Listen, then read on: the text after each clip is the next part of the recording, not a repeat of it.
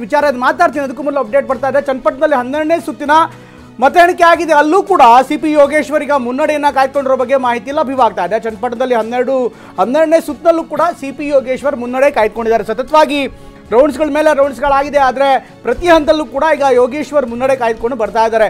ಆಗಲೇ ಮಾಲ್ತೇಶ್ ಹೇಳ್ತಾ ಇದ್ರು ಬೇರೆ ಬೇರೆ ಹಂತಲ್ಲಿ ಯಾವ ರೀತಿ ಹಾವು ಏಣಿ ಆಟ ಆಗ್ತಾ ಇತ್ತು. ಅದಾದ ಬಳಿಕ ಈಗ ನಂತರದಲ್ಲಿ ಸುಮಾರು 6ನೇ ರೌಂಡ್ ಬಳಿಕ ಅವ್ರು ನಿರಂತರವಾಗಿ ಮುನ್ನಡೆಯನ್ನು, ಅದು ಭಾರಿ ಪ್ರಮಾಣದ ಮುನ್ನಡೆಯನ್ನು ಕಾದ್ಕೊಂಡು ಬರ್ತಾ ಇದ್ದಾರೆ. 12ನೇ ಸುತ್ತಿನಲ್ಲೂ ಕೂಡ ಈಗ ಸಿಪಿ ಯೋಗೇಶ್ವರ್ ಮುನ್ನಡೆ ಬಗ್ಗೆ ಮಾಹಿತಿ ಲಭ್ಯವಾಗ್ತಾ ಇದೆ. ಮರುಂಗಲ್ ಸರ್, ನಾನು ಹೇಳ್ತಾ ಇದ್ದೆ ಉಪಚುನಾವಣೆ ಬಗ್ಗೆ ನಾನು ಮಾತಾಡ್ತಾ ಇದ್ದೆ.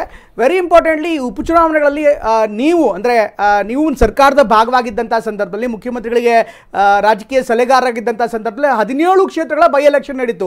ಅದಾದ ಬಳಿಕ ಬೇರೆ ಬೇರೆ ಬೈ ಎಲೆಕ್ಷನ್ ನಡೀತು. ಈ ಬೈ ಎಲೆಕ್ಷನ್ಸ್ಗಳಲ್ಲಿ ಒಂದು ಟ್ರೆಂಡ್ ನೋಡಿದ್ರೆ, ಅಂದರೆ ಸಾಮಾನ್ಯವಾಗಿ ಸರ್ಕಾರದ ಯಂತ್ರ ಯಾರ ಕೈಲಿರುತ್ತೆ, ಯಾವ ಪಕ್ಷದಲ್ಲಿರುತ್ತೆ, ಅದು ಸಹಜವಾಗಿ ಒಂದು ಲಾಭ ಇರುತ್ತೆ, ಅಡ್ವಾಂಟೇಜ್ ಆಗಿರುತ್ತೆ. ಹೀಗಾಗಿ ಅದನ್ನು ಕೂಡ ತಾವು ಮಾನ್ಯತೆ ಸರ್ಕಾರಕ್ಕೆ ಕೊಟ್ಟಂಥ ಜನ ಬೆಂಬಲ ಅಂತ ಹೇಗೆ ಪರಿಗಣಿಸ್ತೀರಿ? ಅದನ್ನು ಆ ವಿಶ್ಲೇಷಣೆ ಮಾಡೋದಾದರೆ ನಂತರ ನಡೆದಂಥ ಚುನಾವಣೆಗಳಲ್ಲಿ ಅದೇ ಸರ್ಕಾರಗಳು, ಅದೇ ಪಕ್ಷಗಳು ಪತನವಾದಂಥ ಉದಾಹರಣೆ ಕೂಡ ಇದೆ.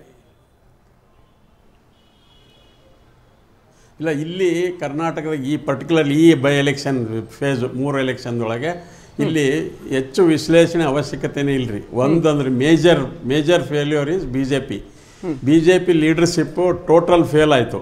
ಅವ್ರು ಗೇಜೇ ಮಾಡಲಿಲ್ಲ, ಗ್ರೌಂಡ್ ಲೆವೆಲ್ ಗೇಜ್ ಮಾಡಲಿಲ್ಲ ಸಿಚುವೇಶನ್ ಏನಿದೆ ಅಂಥೇಳಿ. ಅವ್ರು ಮನಸ್ಸು ಮಾಡಿದರೆ ಶಿಗ್ಗಾಂವ್ ಗೆಲ್ಬೋದಿತ್ತು, ಸಂಡೂರು ಗೆಲ್ಬೋದಿತ್ತು. ಆಮೇಲೆ ಯೋಗೇಶ್ವರಿಗೆ ಟಿಕೆಟ್ JDS ಬಿಟ್ಟು ಕೊಟ್ಟಿದ್ರೆ JDS 3 ಸೀಟು ಗೆಲ್ಬೋದಾಗಿತ್ತು.